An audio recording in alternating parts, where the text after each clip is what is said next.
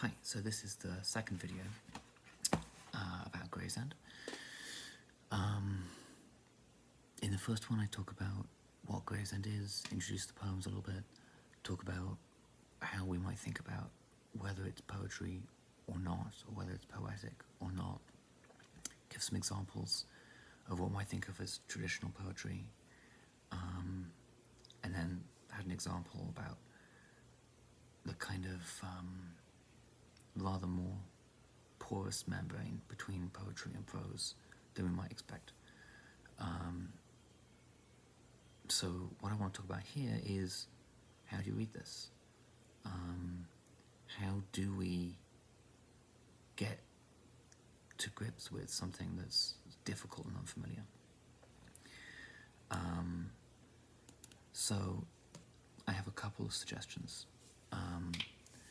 I mentioned early on in the term when I was talking about getting through Hamlet,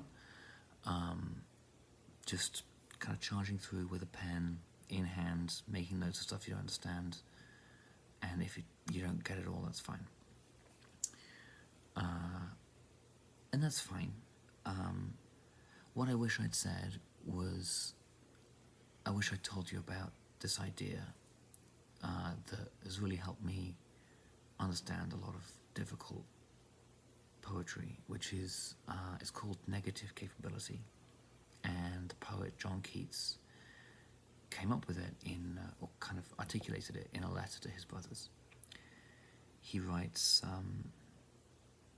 "At once it struck me what quality went to form a man of achievement, especially in literature, and which Shakespeare possessed so enormously. I mean negative capability. That is, when man is capable of being in uncertainties, mysteries, doubts, without any irritable reaching after fact and reason. When the sense of beauty overcomes every other consideration, or rather obliterates all consideration. So, capable of being in uncertainties, mysteries, doubts, without any irritable reaching after fact and reason." What Keats is saying is, are you able to be okay with not having a complete understanding of what's going on, but still having a sense of what is beautiful about something? And in a way this kind of relates to the whole way that they wrote poetry, but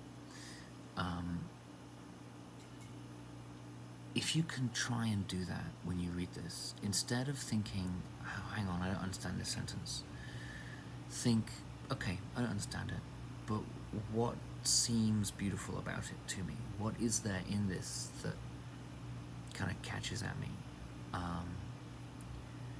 That way you can kind of look past or around the passages that might be confusing, which are confusing, and instead get to their effect rather than their literal meaning. And that way you can at least begin to find a way into the poems. The other thing is, when I was a kid, there were these someone developed, for whatever reason, these things that we all call magic eye, but which are actually called stereograms, and it looks like visual white noise. It looks like static from a TV screen. And if you stare at it for long enough and you unfocus your eyes to just the right extent, something about the way the image is constructed makes a 3D image within the image appear. But it takes relaxation to see it, and you have to kind of relax the focal distance of your eyes in some particular way. And you have to stick with it. And it's a really nice analogy for how to read a poem, because it says, you're going to look at this and it's going to look like white noise for a while, but the longer you look at it, the more likely you are to see some pattern within it. So I would give you that image to bear in mind, basically, when you look at these poems. So I was thinking about these, about how we might go about looking at them. And as you've probably noticed, the poems have these lines which are the full width of the page, but they're broken up by little gaps, spaces that kind of flow through the lines. So this is the poem that's called The Ghost Story. And first of all, you should know, sometimes the titles begin the poem. Here it's The Ghost Story, and then the poem starts, began as a collision. So that's the title is just the start. And some of the poems are titled in a conventional way, like the one after it's called History, and it begins in Augustine's time. So when you're reading, think to yourself, like, is this a titled poem, or is this kind of a poem where the title's kind of sneaking in under the wire? So I'm going to read this one, and the most simple and obvious answer to the question I kind of asked at the beginning of this, when I said, how do you read these? The answer is always out loud. If you have to find privacy to do it, so be it. If you're okay with reading them out loud in company, great. More power to you. So the reason for that is not just that poetry always was like an oral art. It came from singing, like singing about love or war generally, and it was always sung before it was written. But that, you know, like when I say on your papers, you know, read this aloud and your ear will catch things, it's the same with a poem. There are things that you get with your ear that I at least don't get with my eye. So this is The Ghost Story. And it sounds like it's prose, but when you look at it, try and read it first, thinking, this is just prose. Look at how it's, you know, it's not conventional rhymed poetry. And then read it again, thinking, okay, this is a poem. Where does that mean that there is sudden new meaning that I can dig out of this? The Ghost Story began as a collision between what the church said and what everybody saw. In the sky between the trees, if a cloud could have taken on legible form, you could have lost your way, it could have followed you home. And so the concept of a ghost was itself something that returned, that drifted back from an earlier system of belief, for it had been known that the dead are not at peace. What would Christ have said? Had held his children in a silver fever for the voyage. To death was a bridge and not a river, with a gate that swings one way in, patient only, one lonely moment in which, if the movement falters, alters, you almost sever. But the church fathers could never quite convince them of this. So a couple things stick out immediately. His children in a silver fever for the voyage. That's like silver fever for the voyage. There's a lot of assonance there. The V and F sound is really, it really sticks out. So that's a phrase that I want to return to because it seems that the poet is deliberately making it stick out.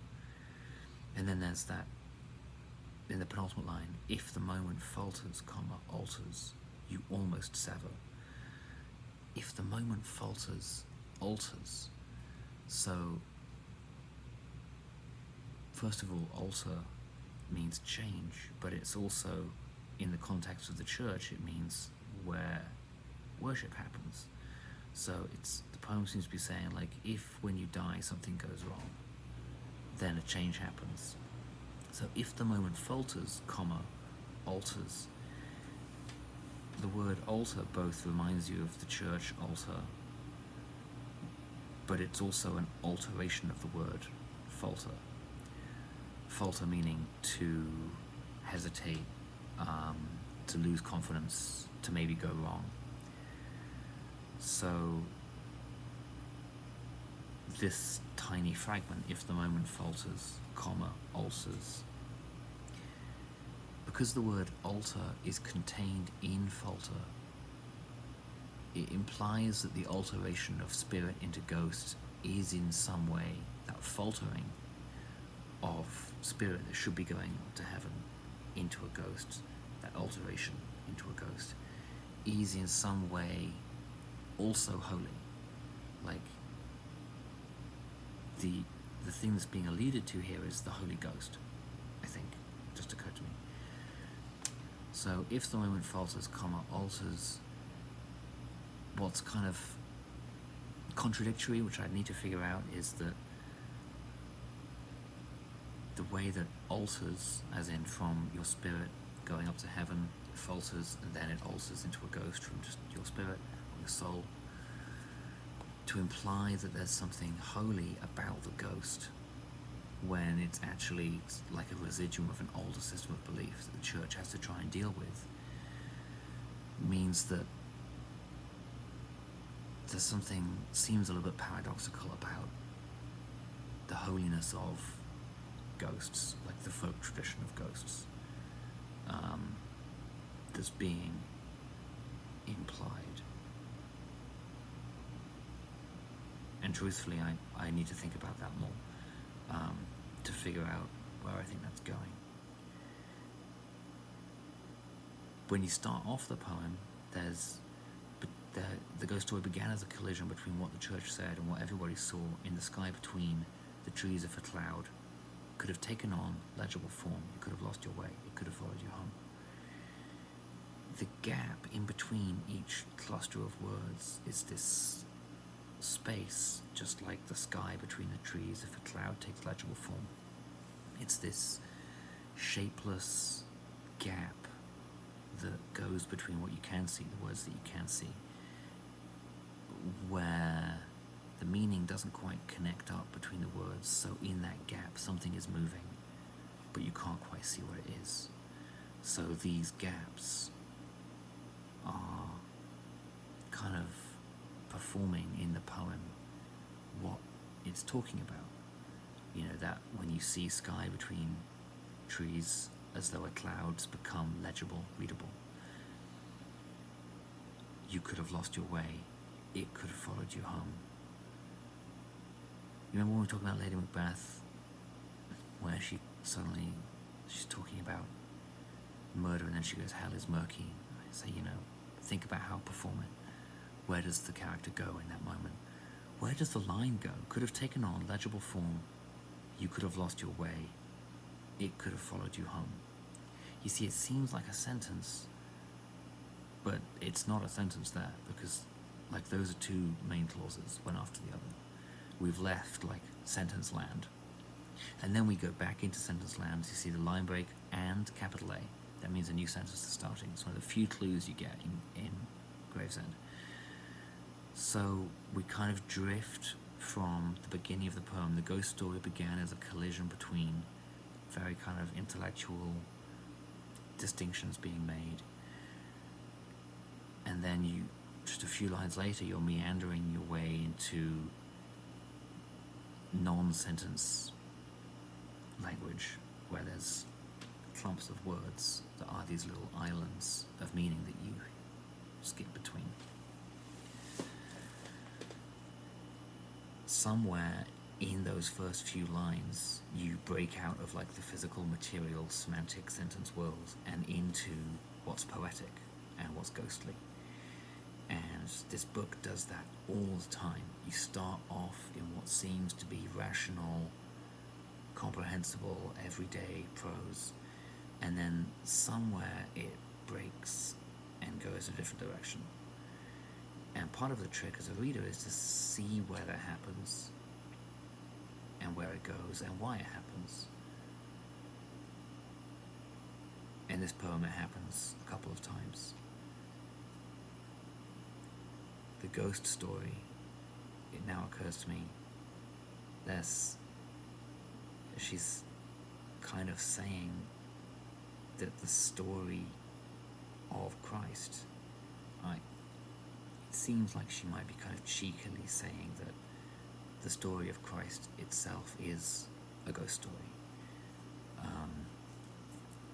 What would Christ have said had held his children in a silver fever for the voyage, to death was a bridge and not a river, with a gate that swings one way, impatient only.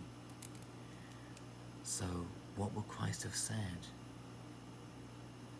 to keep people happy? Like, how would he have done it if he told them that instead of being a river that you go down continually, it's a bridge that you cross over? So the metaphor of what dying is goes from a smooth transition to an abrupt state change, going down a river to going over a bridge, with a gate that swings one way, impatient only.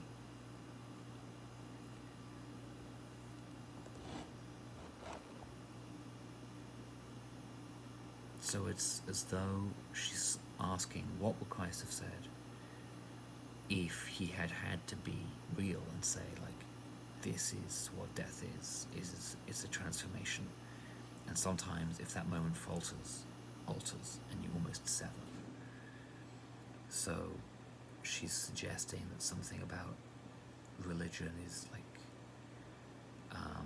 trying to, and this is, I think, something we can probably get behind, trying to deal with the concept of mortality and to recast it as something that is acceptable to us. And she's pointing out some of the problems that runs into when you use the concept of the ghost. So I'm going to stop there. What I'm trying to show here, talking about this, is that these poems are fun to like play around in and explore in, and I don't think there are conclusive answers to be uncovered most of the time, but there are strange, interesting things which are confusing and which can be underlined and which you can think about. So I hope this gives some idea of what you might do with these poems, and I'm going to post a Zoom link, and anyone who wants to come and chat about these poems or about anything at all, I'd love to see you. And take care, be safe, and we'll speak soon.